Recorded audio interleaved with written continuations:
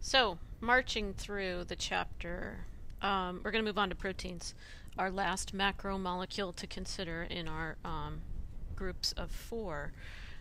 This is a structure diagram of a protein. By the end of this, you'll understand what these alpha helices are, why they might be bent up next to each other, why we have four different colors here, and maybe a little bit about something else that's going on here.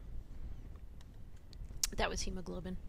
So first let's talk about what proteins can do. The polymer proteins do all kinds of important jobs in a living organism. If we just look at a cell, there are enzymes inside the cell. They're catalytic proteins. They're going to help do work. If we move up to the whole organism, like maybe a human, you may have heard about antibodies. Antibodies are proteins. They help clear out pathogens from your body. You probably have heard about hormones. So we talked about some. We talked about the steroid hormones. Those are lipids. But then there are plenty that are proteins. So insulin is a protein.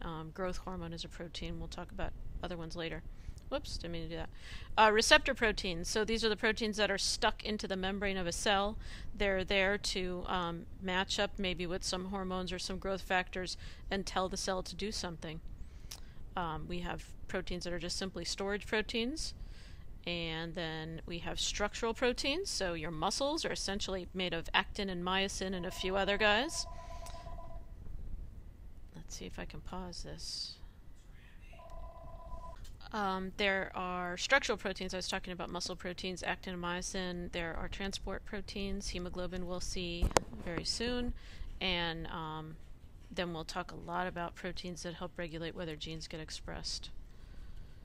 So proteins are the polymer, and remember we have our monomer polymer story going on. So the building blocks or the monomer units are amino acids.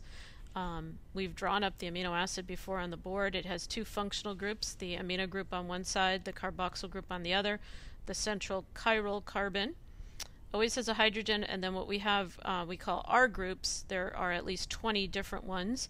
You could sort of think of them as 20 different letters of the alphabet for the amino acids, and they all have slightly different chemistry.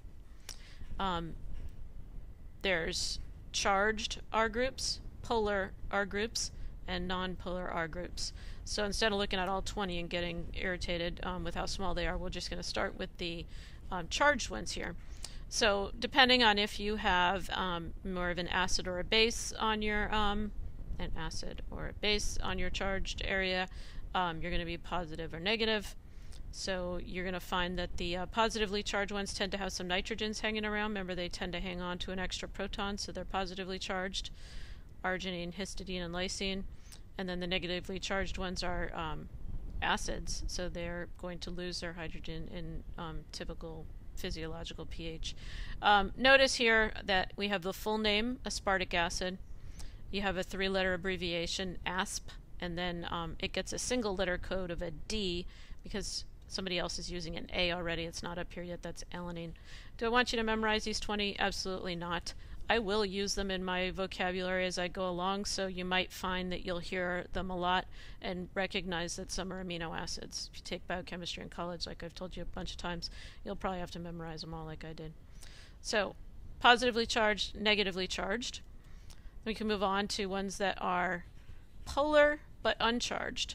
So, probably going to have some oxygens hanging around, right? Because those are the atom that is very electronegative, going to hang on to those electrons, going to be not a very polar bond between that O and the H. Again, serine, threonine, asparagine, glutamine, tyrosine, they're growing them in larger and larger R groups. We've got that backbone here, we've got the central carbon, we've got an amino group on one side, carboxyl group on the other side, hydrogen here, and then we vary with these boxes. So you can see they have OHs on them. That's a funky one with a ring, huh? They call them special cases. They are, these two are nonpolar. This one has a sulfhydryl group on it, SH.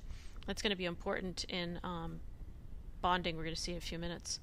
They're still these two are nonpolar. Glycine is the tiniest, and think about that. Is that a chiral carbon or not? oh, back to that one, sorry. Proline is pretty funky. It normally makes this pentagon structure because it's stable to go back and bond with the N.